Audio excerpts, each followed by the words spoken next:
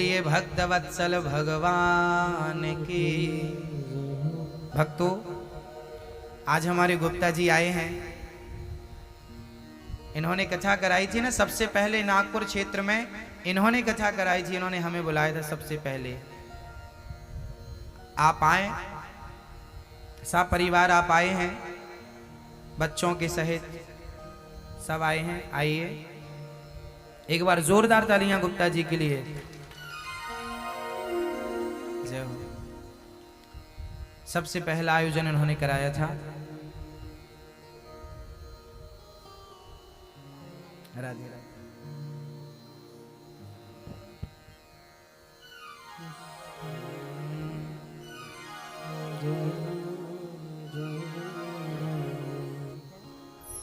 श्री राम। आइए,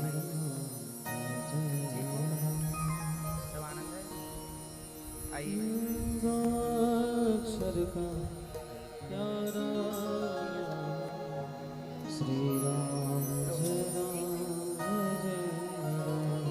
बोलिए भक्त वत्सल भगवान की, मोर मुकुट वंशी वाले की जय जय श्री राम।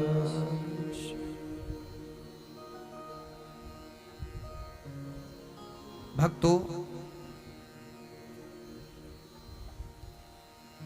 भगवान श्री कृष्ण पौंड्रक काशीराज द्विज का उद्धार करते हैं। जरासंध का उद्धार हुआ है। 20,800 राजाओं को मुक्त किया है। उन्होंने स्तुति की, कृष्णाय वासुदेवाय हरये परमात्मने प्रणतक्लेशनाशाय गोविंदाय नमो नमः। भगवान ने शिशुपाल की कितनी गालियां सुनी थी? भगवान कृष्ण ने शिशुपाल की कितनी गालियां? 100। आप भी थोड़ा सा सुनना आज के बाद, है ज्यादा सुनना। सुनने वाला महान होता है मेरी मां।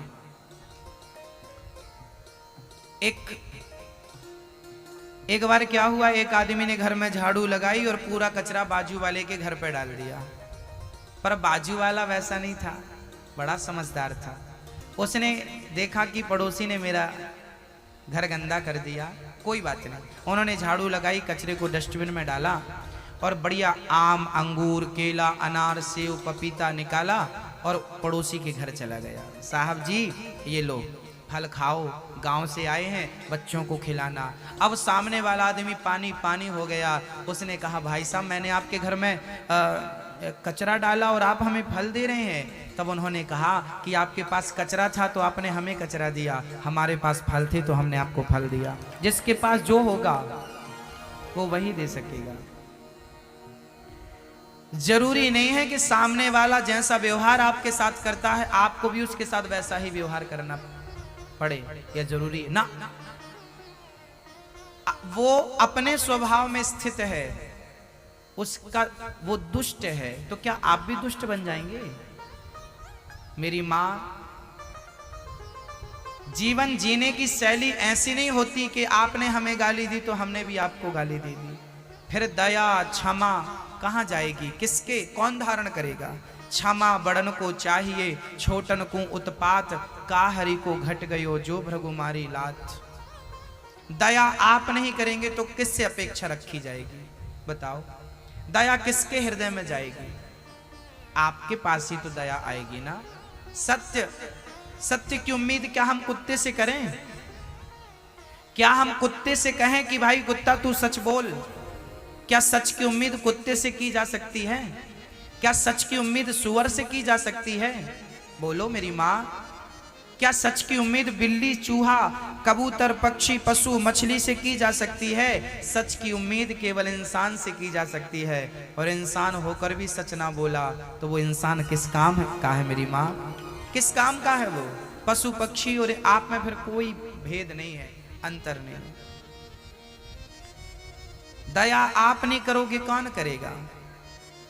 कचरे के बदले कचरा नहीं होता। इंसानियत भी तो कोई चीज होती है। आप अपने इंसान का परिचय कब देना शुरू करेंगे और कब से देना शुरू करेंगे, तारीख तो बता दो। इंसानियत का परिचय लोग नहीं देते, भूल जाते हैं। भगवान ने सहन किया है। एक आदमी हमसे बोला, गुरुजी मंदिर में भगवान पत्थर के ही क्यों बनते हैं? मंदिर में भगवान जो होते हैं किस चीज के होते हैं? किसके होते हैं? पत्थर के। पत्थर के ही क्यों होते हैं?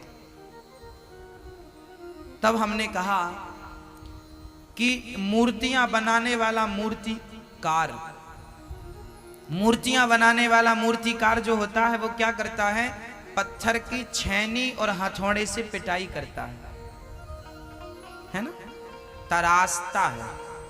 उस पत्थर की, उस मूर्ति की आंखों में छेनी हथौड़ी चलती है। आंख कैसे बनती है भगवान की? छेनी और हथौड़े से। सोचिए, जिसकी आंख में छेनी चल रही हो और वो छेनी की चोट सहन कर रहा हो, जिसके गालों में छेनी चल रही हो और वो छेनी की चोट सहन कर रहा है, उसके बाद भी मूर्ति मुस्कुरा रही है। जो छेनी की चोट खाकर भी मुस्कुराए वो पत्थर ही भगवान बन सकता है। जितनी सहनशीलता पत्थर के अंदर है उतनी आपके अंदर जिस दिन आ जाएगी ना, आप भगवान बन जाएंगे। वो सहन करता है इसलिए वो भगवान है। जो पत्थर चोट खाकर टूट गया वो कंकड़ बन गया, और जो पत्थर चोट सह गया वो शंकर बन गया। सहन करने से पत्थर भी भगवान बन जाता है, सहन करने वाला इंसान महान हो जाता है। इसलिए मेरी माँ, क्या करना है आपको? सहन करना है। सहोगे तो रहोगे, नहीं सहोगे नहीं रह पाओगे। सहना पड़ता है। पति की सहो, सास की सहो, परिवार की सहो, जमाने की सहना पड़ता है। सहो, कब तक भागोगे मैदान छोड़कर? कहां जाओगे? सहन करना पड़ेगा। भगवान ने सुंदर सा राजसु यज्ञ किया धर्मराज युधिष्ठिर ने, उसमें भगवान ने पत्तल उठाने का काम किया था। भगवान कृष्ण ने क्या काम किया था? आप लोगों की जूठी पत्तल भगवान ने उठाई थी उस यज्ञ में। कहते हैं कि भोजन हम जब करते हैं तो हमारे भोजन करने के बाद थाली में जितने अन्न के कण रह जाते हैं, दाना रह जाता है, वो हमारा पुण्य बचता है। और जो उस पत्तल को उठा लेता है वो पुण्य उसे प्राप्त हो जाते हैं जो उस थाली को, उस पत्तल को उठाता है।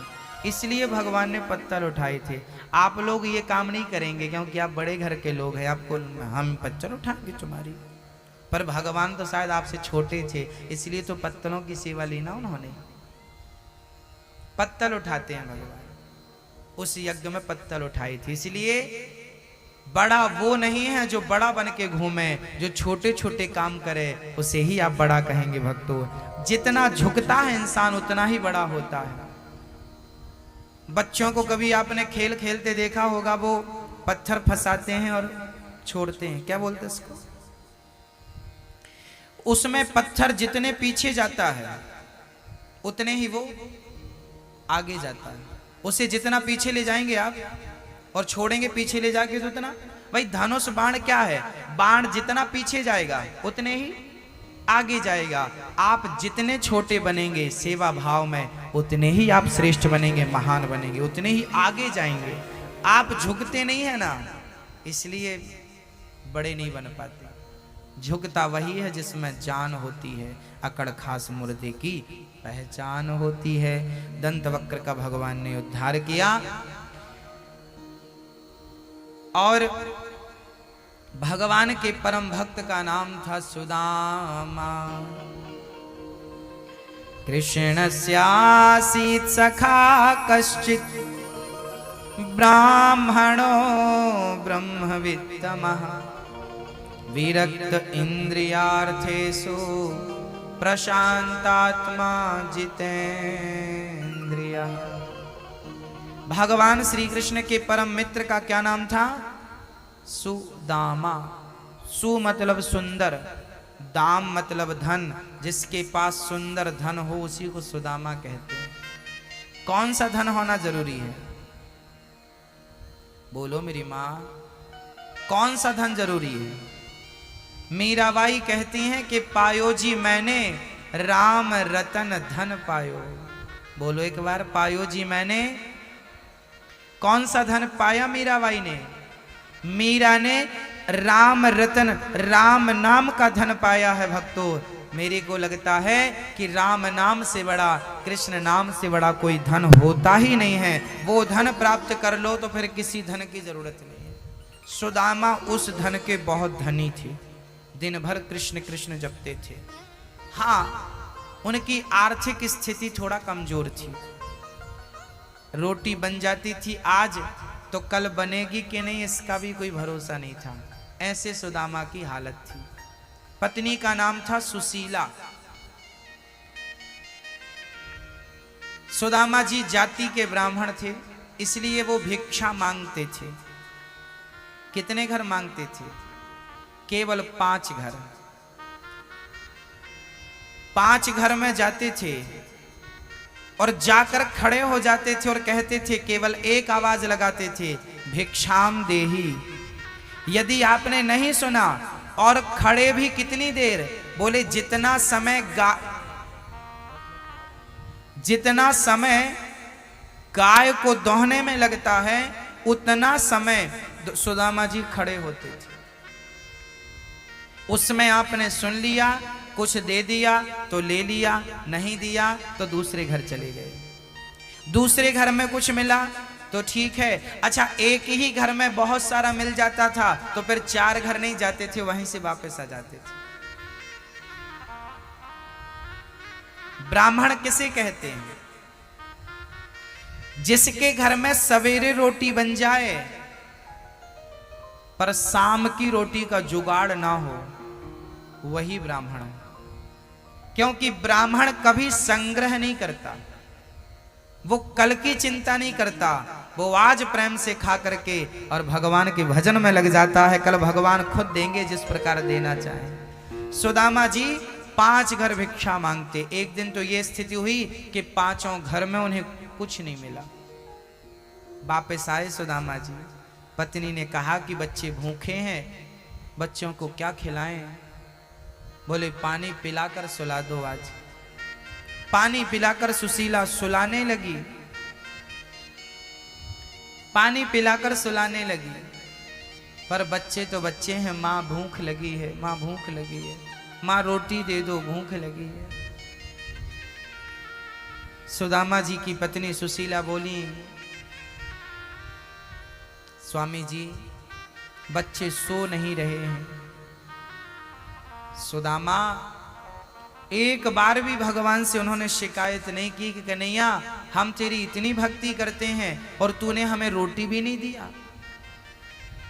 सुदामा ने आज तक भगवान से कभी शिकायत नहीं।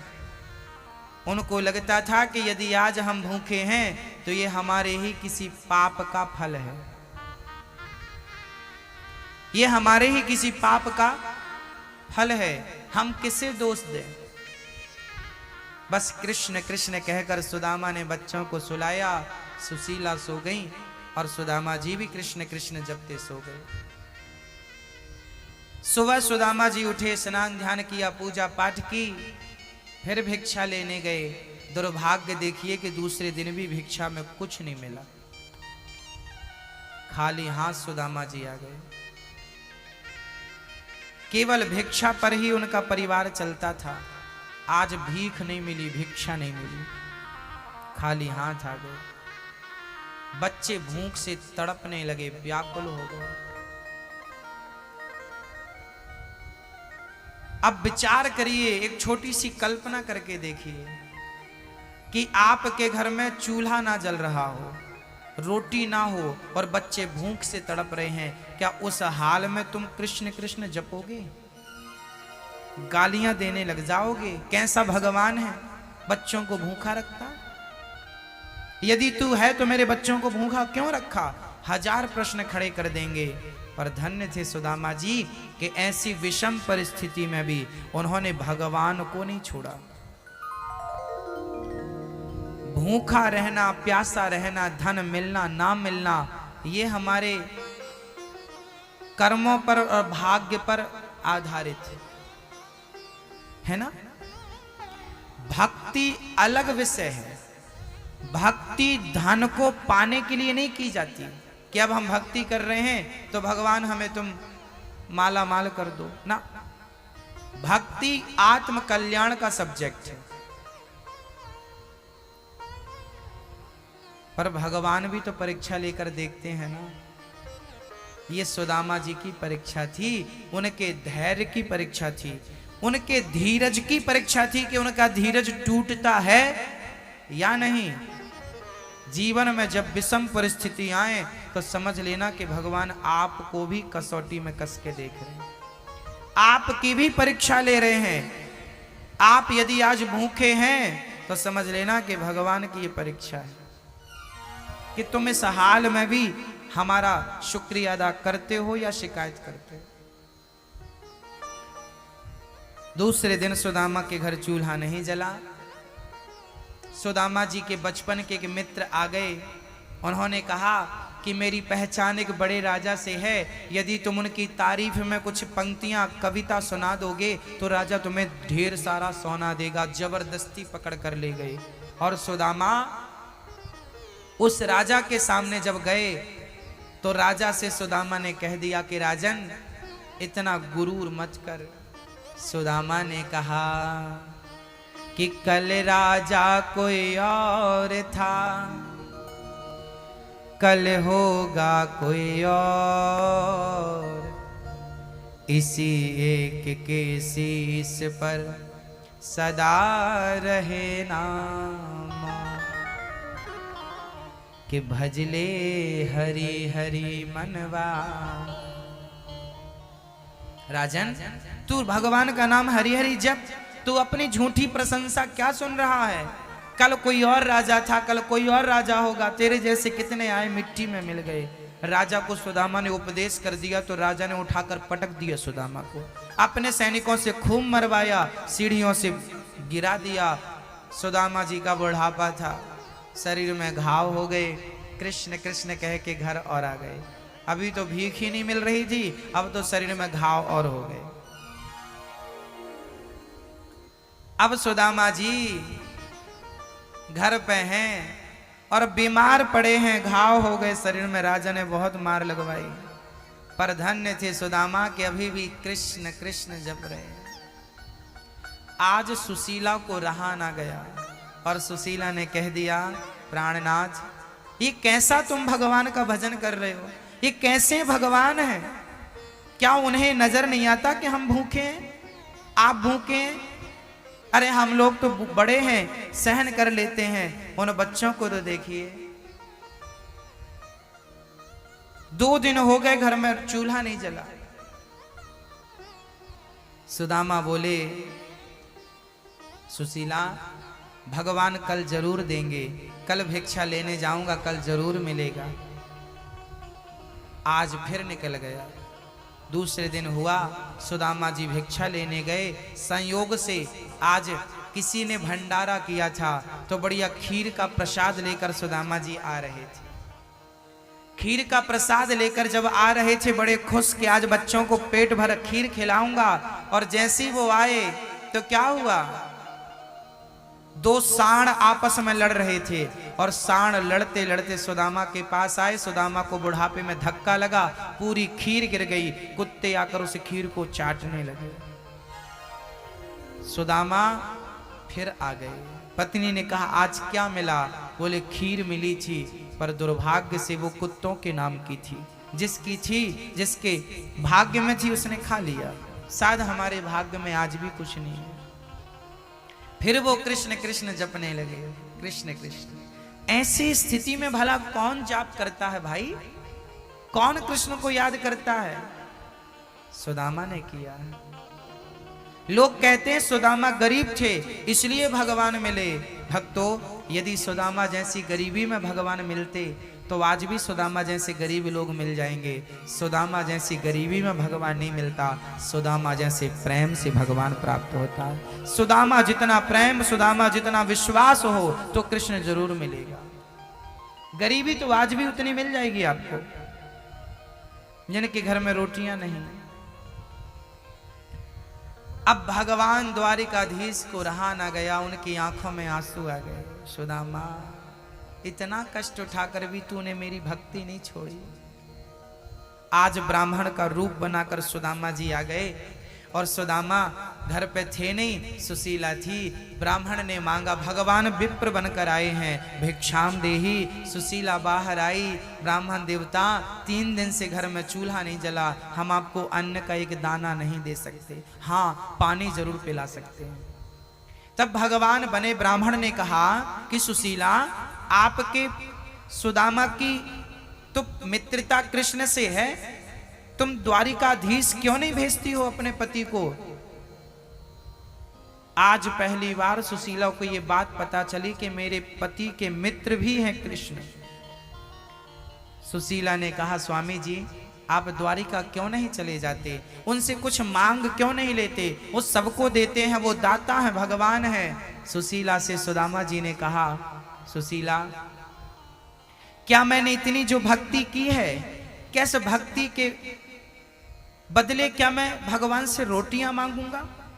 क्या मेरा मांगना शोभा देगा?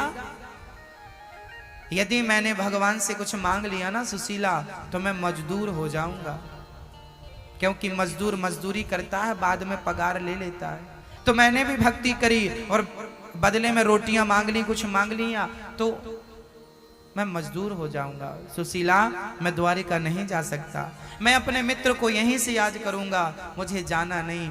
तब सुशीला ने कहा, अच्छा कोई बात नहीं, आप मांगना मत, कम से कम अपने मित्र का दर्शन तो कर लो। क्या आपको दर्शन की अभिलाषा नहीं जागती? जब इस प्रकार सुदामा जी को कहा तो कृष्ण के लिए रोने लगे, और दर्शन की चाह लेकर सुदामा जी घर से चल पड़े। खाली हाथ कैसे जाते, ये भी समस्या थी कि मित्र के घर खाली हाथ कैसे जाऊं। तब सुशीला 4 घर से 4 मुट्ठी चावल उधार मांग कर लाई है कि कभी भगवान हमें देंगे तो हम तुम्हारे 4 मुट्ठी चावल वापस कर देंगे। सोचिए, इतना बड़ा भगत और 3 दिन से चूल्हा नहीं जला था। क्या आप में से किसी की स्थिति सुदामा जैसी है? आप लोग सुदामा से अच्छे हो के नहीं? धन दौलत में अच्छे हो भक्तों, पर भक्ति प्रेम में उतने अच्छे हो जाओ तो आनंद ही आनंद है।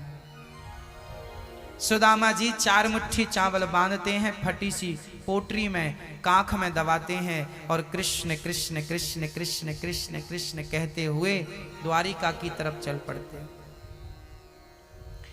चले श्याम सुंदर से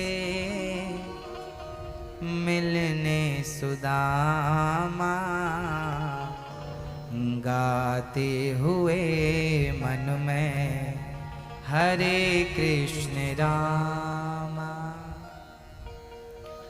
चले श्याम सुंदर से मिलने सुदामा, गाते हुए मन में हरे कृष्ण रामा।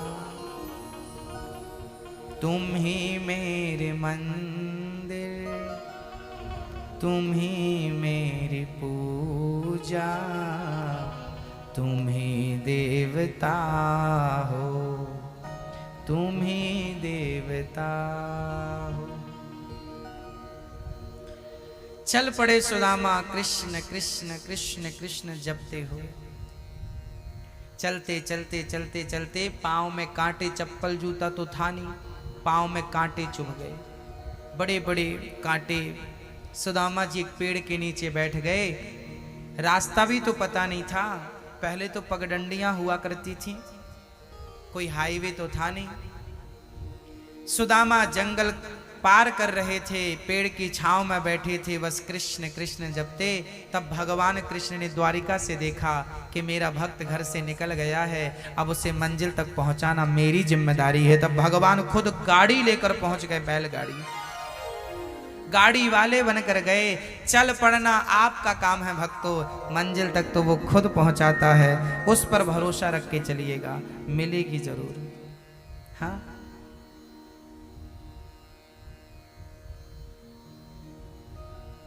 हाँ।